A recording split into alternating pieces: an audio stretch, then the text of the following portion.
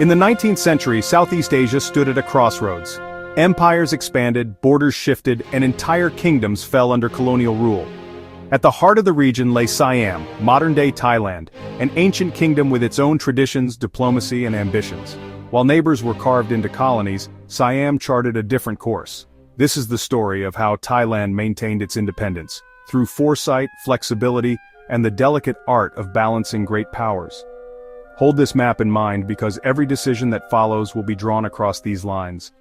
By the mid-1800s, two imperial giants advanced toward Siam from opposite directions. To the west and south, the British extended their reach from India into Burma and Malaya. To the east, the French pushed through Vietnam, Cambodia, and Laos, consolidating French Indochina. Their rivalry made the region a chessboard, with Siam occupying the central squares.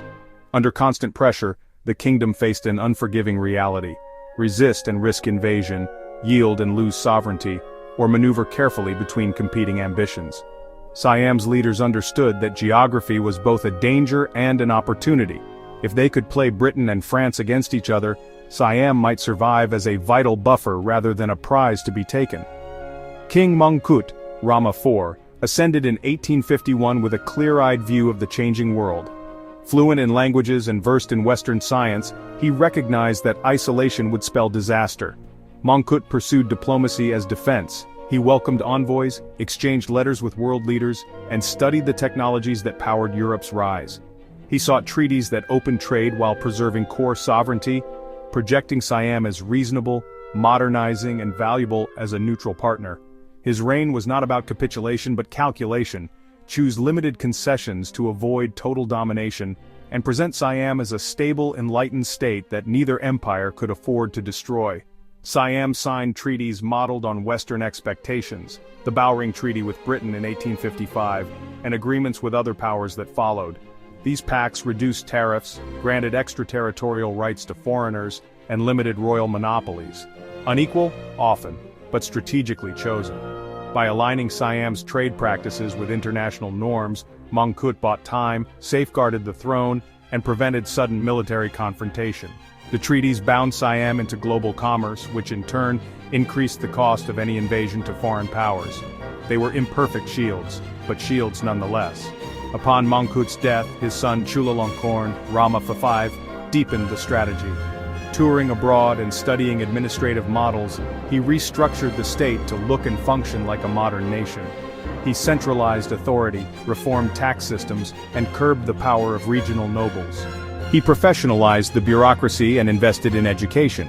His guiding principle was simple: to remain independent, Siam had to become legible and credible to great powers, organized, predictable, and capable of negotiating as a peer. Reform was not cosmetic, it was existential statecraft. Modernization gathered pace. Railways knit the kingdom together, enabling faster troop movements and economic integration. New schools trained civil servants and interpreters who could engage Western diplomats on equal terms. The army adopted modern drills and uniforms. Legal codes were updated to align with international standards. Each project signaled to foreign observers: Siam is reforming, Siam is coherent, Siam is not a vacuum to be filled. Infrastructure, education, and law became strategic defenses, less visible than forts but more decisive in preserving independence. As British and French spheres met, a paradox emerged. Each preferred a neutral Siam rather than the other's expansion. Siam's leaders cultivated this outcome. They maintained cordial ties with both sides, offered transit and trade, and promised stability along contested borders. The message was consistent: an independent Siam reduced friction, whereas conquest risked a wider conflict. In effect, Siam transformed from potential colony to useful cushion, a political buffer that made strategic sense to both empires. This balance came at a price. Siam ceded peripheral territories, some Lao and Khmer lands, to the French, and claims near Malaya to the British, through a series of treaties in the late 1800s and early 1900s. Painful losses, yes, but calculated ones.